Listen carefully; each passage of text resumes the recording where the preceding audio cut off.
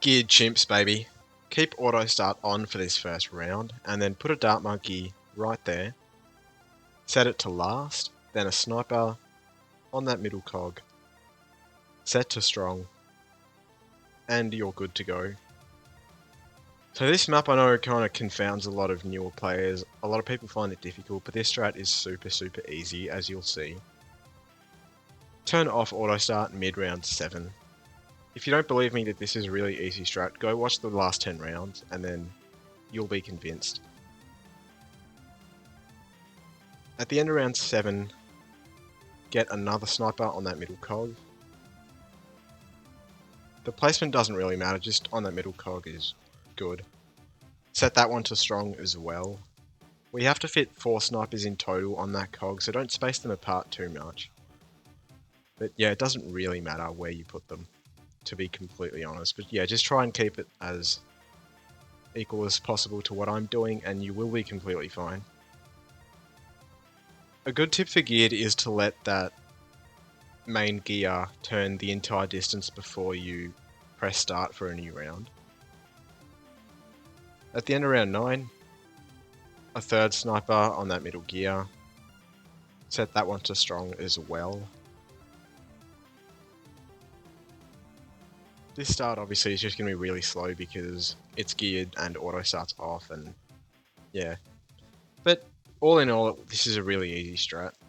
And the early obviously is the most annoying part of it, as anyone who's played geared would know. Once you beat the early, it really just becomes a single lane map. At the end of 11, your fourth and final sniper goes on that middle gear as well. Leave that one on first, so 3 snipers on strong, 1 on first. That's going to be the normal setup for geared for this early. And yeah, there's not much we have to do now except save up for Psy.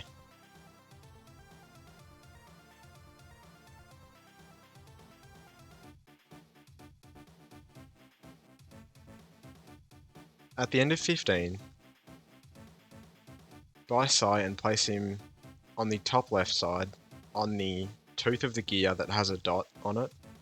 Set him to strong, and then set all your snipers to first before 16. And 16, what you want to do is, as soon as you see a yellow, set one of your snipers to strong and you beat it every time. After that, do the same thing as normal, which is 3 snipers on strong and 1 on first for 17, and then just leave it that way. So the round 16 setup, I came up with it by myself because I had some RNG trouble with that round, so you should beat it every time with switching one sniper to strong mid-round.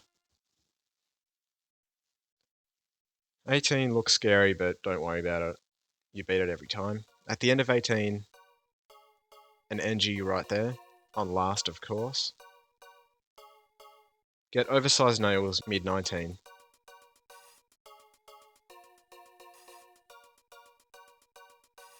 Then get pin mid-20. For 21, it's really important, play after the gear has turned fully. And your 002 NG will just destroy 21.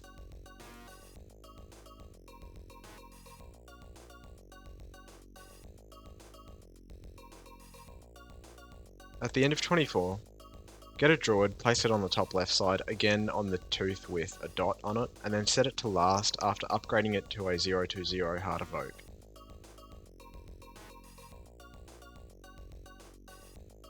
'27 would be kind of a difficult round with this setup, but that 002 NG just completely destroys it. Yeah, pin goes crazy in the early game. At the end of 27, upgrade your druid to a 130, the best tower in the history of BTD. Just in time for the leads on 28, kinda perfect. And at this point you can probably turn auto start on if you want to be really fast about it, but if you want to be sure, just leave it off for now. We are going to turn it on by around 50, and then it's going to be on the rest of the way pretty much.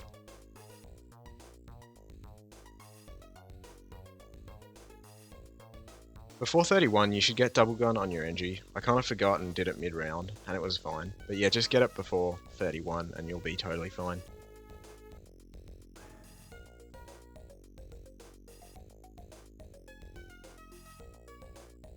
Before 33, set Sai to first, because he can solo 33, but only if you set him to first most of the time, because otherwise those reds sneak past.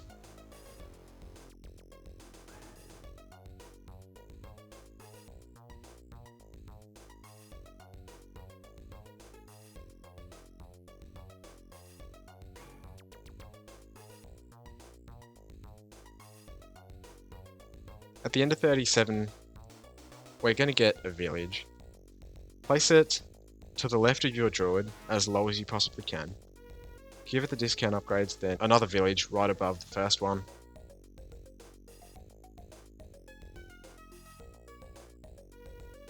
Give that one the discount upgrades.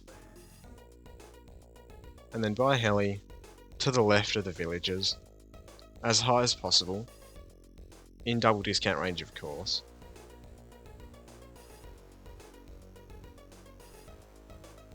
And then lock it in place on that first bend.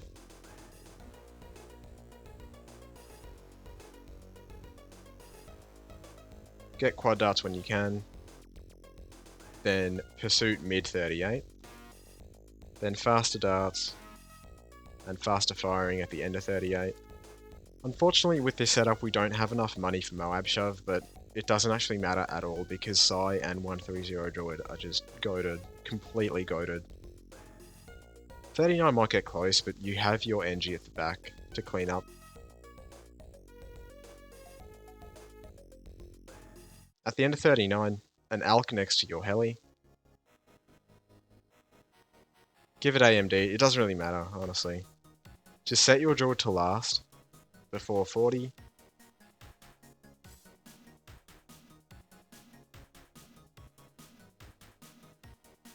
Then stun the Moab with Sai. And the insides get insta-cleaned up by Sai and the druid. After 40, set your druid back to strong, and then upgrade your Alk to a 310.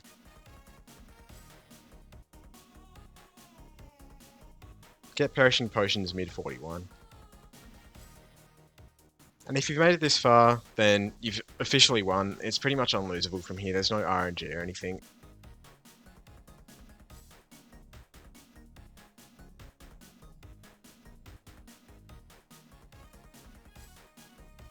Before 42, get radar scanner on the left village, so the bottom one.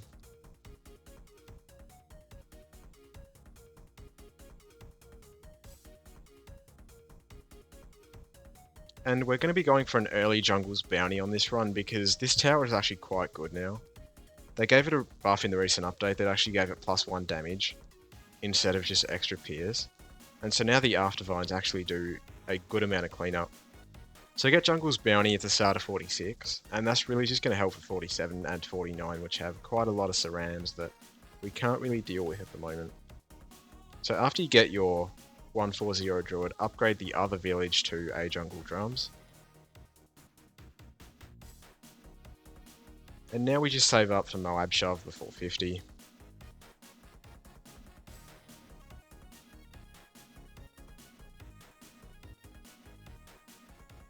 Get Moab Shove before 49 because the missiles actually do a decent amount of work.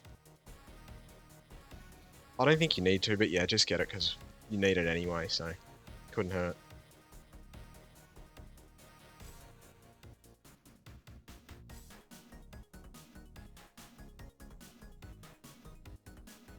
This mid game is of course going to be the only Comanche defense with an Alk buff. Comanche defense goes super hard.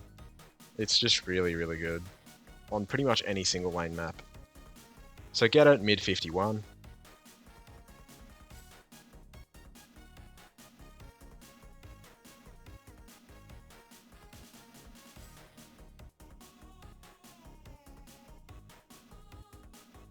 Mid 53, just turn off auto start because we're going to place our Spactory, which is going to become our carpet. Now, we actually are going to use Spike Storm on this guide, which is nice, because in my cornfield guide I never actually use Spike Storm.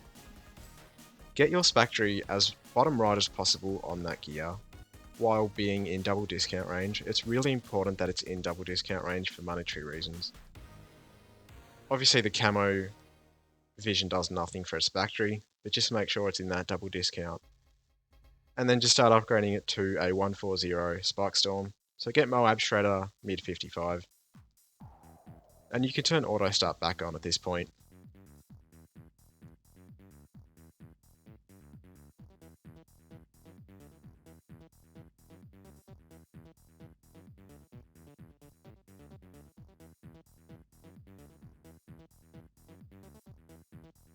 Get Spike Storm mid 57, and now we're AFK for a good bit.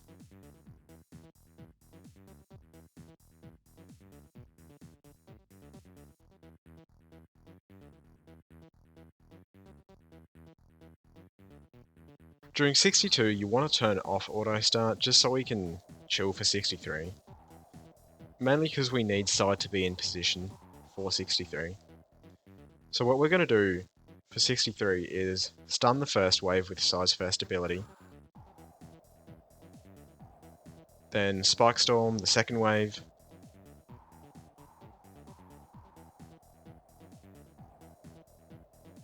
and then Scream the final wave. And you can turn auto start back on at this point. 63 is kind of dependent on Comanche RNG if you don't do the ability usage that I just did. As long as you do what I did, you never lose to it, and there's no question of Comanche defense RNG. Don't worry about moving the sniper targeting, it literally doesn't matter, just leave it on strong. And now we're AFK again for a good bit. You can use any of the abilities that you want to if you feel unsafe. You can use Spike Storm if you think your Comanche's getting overwhelmed or there's something leaking. No problem, use Size Scream as well, but nothing like that happens. They're just there in your back pocket if you need them.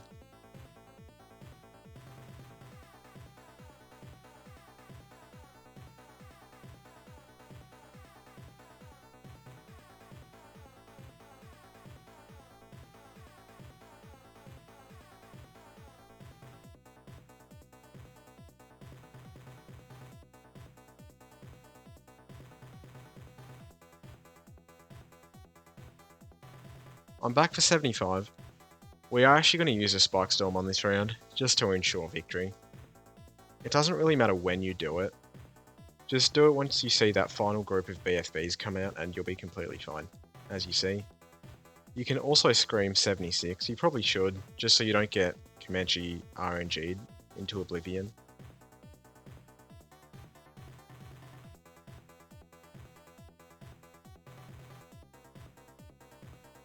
You can also use Spike Storm again on 77.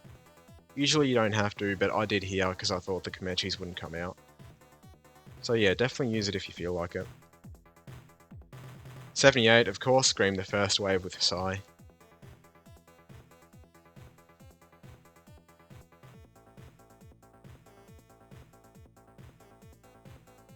And here comes the BFB, for stalling purposes of course.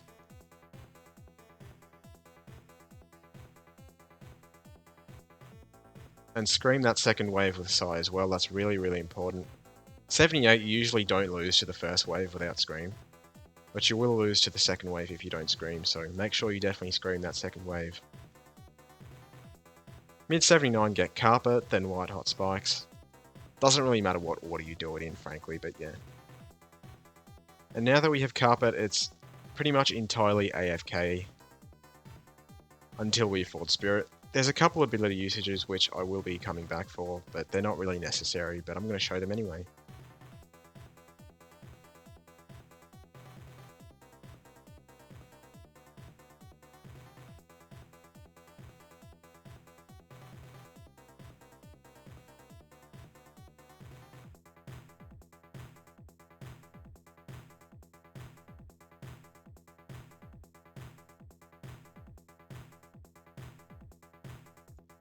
I'm back for 87 because we actually have to use Size First ability. Stun all the ZOMGs when that final one turns upwards, just to guarantee victory, because otherwise it is a little bit dependent on Carpenter Spike's timing, which you can't really control. Feel free to Spike Storm and Scream as well if you'd like. I don't do that here because I don't actually have to, but if you feel unsafe, definitely do both of those. 89, get Spirit ASAP because we need to start building those vines for round 90.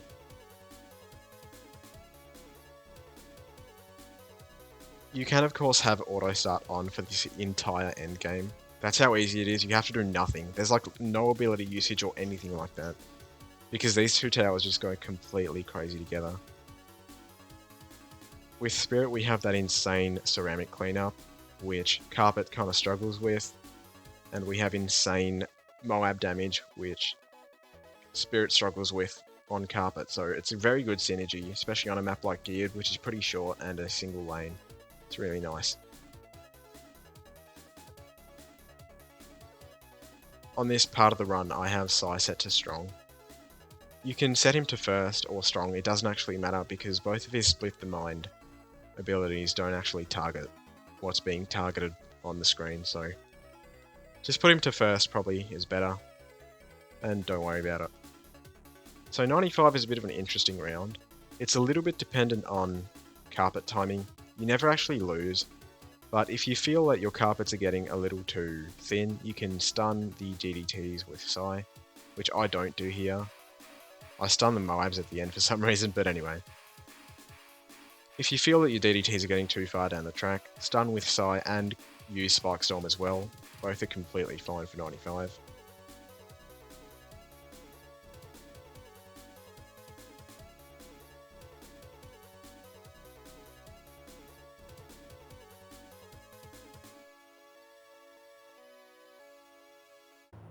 .97 just gets completely cooked by Spike Storm. Carpet of Spikes. 98, really scary round usually. This is super easy. All you have to do is just buy Comanche Commander as soon as possible, mid-round, and watch the second half of 98 just get completely murked. Yeah, it's kind of funny. Get a MIB before 99 just to guarantee victory against those Fort DDTs, and round 100 you don't have to do anything. Carpet and Comcom will just cook the bad. Just straight up destroy it.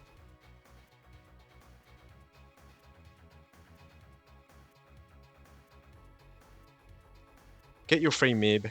Really easy strat. Probably the easiest last 10 rounds of any geared strat in history. I'm going to claim that. I don't actually know if it's true, but yeah. Really easy strat. Carpet and Spirit are just goated. Sai too, I love that guy.